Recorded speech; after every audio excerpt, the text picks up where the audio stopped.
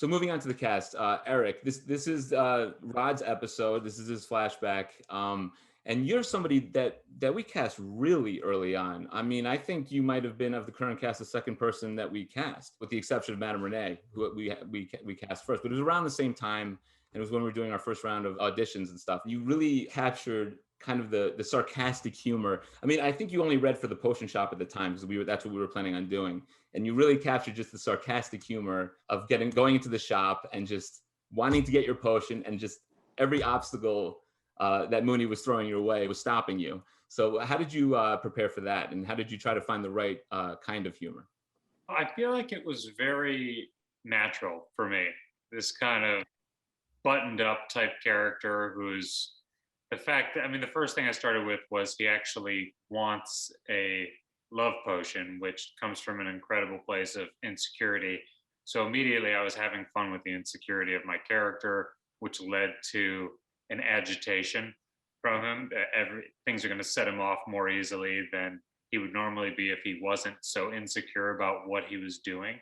I relied upon some of my comedy training and improv and other things of escalating any sort of bit or joke, in this case, a running joke of Mooney continuing to poke the bear, being me. And it was just, I mean, I thought the writing was great from the beginning. I immediately identified with the character, situation, what was happening. So it was all very natural fit for me. And I was living in LA at the time when I was cast off a tape. And I was so excited to come to New York and work with you all. Yeah. Certainly didn't disappoint. Well, I mean, the there's really not a scene you're in that's not funny. I mean, the humor comes out with every single cast member, from the subway to this story. I mean, it's really good. So yeah. The other half of that humor in the potion shop is Yoko. I remember getting auditions for Mooney, and for some reason, people just weren't getting the humor in it, and we're kind of reading it seriously. And Oh, really? I was horrified. I'm like, this is supposed to be funny, guys. Right. So, and I remember in your audition, you really nailed what I was going for, like the over the top. You want to sell your potion, but you much more want Rod to come home with you that night. So right. It was a motivation that just kind of took away the idea of just selling the potion. That was kind of, your consolation prize, I guess. But how did you get there? How did you get to being just so over the top different? So like I grew up in Japan, but I'm from Osaka, and Osaka is actually known for comedy.